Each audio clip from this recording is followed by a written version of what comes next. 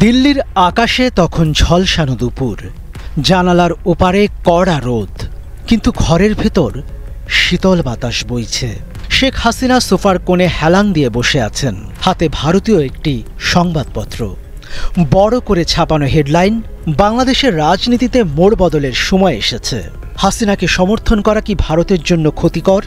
চোখের পাতা কাঁপল, ঠোঁট কামড়ে ধরে আরও মনোযোগ দিয়ে পড়তে লাগলেন তিনি। গত কয়েকদিন ধরে ভারতের বিভিন্ন সংবাদ মাধ্যমে যেসব লেখা প্রকাশিত হচ্ছে তাতে তার অস্বস্তি বাড়ছে। The print, Hindustan times, India today, একসময়কার নির্ভরযোগ্য সমর্থকরা এখন একের পর এক প্রশ্ন তুলছে।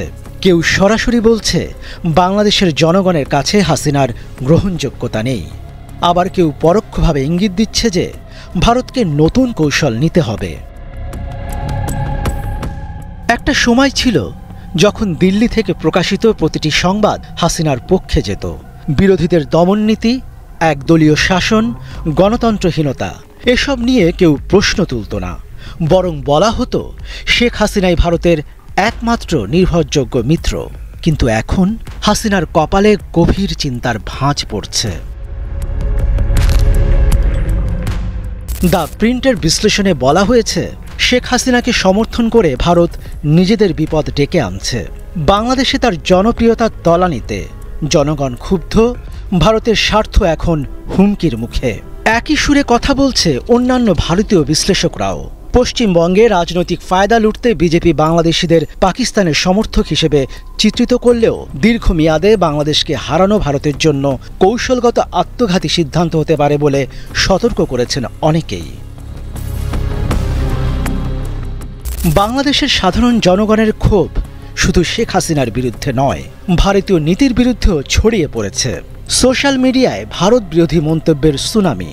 এমনকি রাজনৈতিক বিশ্লেষকদের অনেকে বলছেন ভারত তাদের সবচেয়ে ঘনিষ্ঠ মিত্রকে বাঁচাতে গিয়ে পুরো বাংলাদেশকেই হারাতে বসেছে।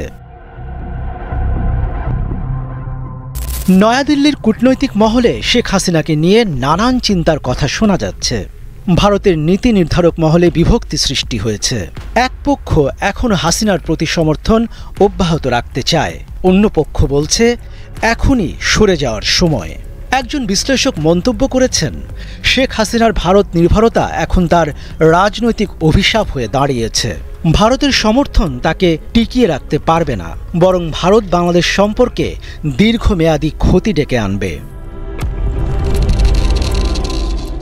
নরেন্দ্র মোদী সরকার কি শেষ পর্যন্ত শেখ হাসিনাকে ছেড়ে দেবে, নাকি তাকে টিকিয়ে রাখার জন্য নতুন কোনো কৌশল হাতে নেবে? ভারতের সামনে এখন দুইটি পথ। এক, শেখ হাসিনাকে ছাড়ার সিদ্ধান্ত নিয়ে বাংলাদেশের জনগণের সাথে সম্পর্ক পুনরুদ্ধারের চেষ্টা করা। দুই, হাসিনাকে বাঁচাতে আরও গভীরভাবে জড়িয়ে পড়া, যা দীর্ঘমেয়াদে ভারতের জন্য বড় ঝুঁকি হয়ে উঠতে পারে। দিল্লির রাজনৈতিক মহল এখন অপেক্ষায়। ভারতের পরবর্তী সিদ্ধান্ত শুধু বাংলাদেশের জন্য নয়, সমগ্র দক্ষিণ এশিয়ার ভূ রাজনীতিতে বড় পরিবর্তন আনতে পারে। একটা নতুন সময়ের সূচনা হতে যাচ্ছে। শেখ হাসিনা জানেন তার কপালের ভাঁজ আরও গভীর হতে চলেছে। প্রশ্ন একটাই, দিল্লি কি সত্যিই তার বিশ্বস্ত হাসিনাকে ছাড়তে চলেছে?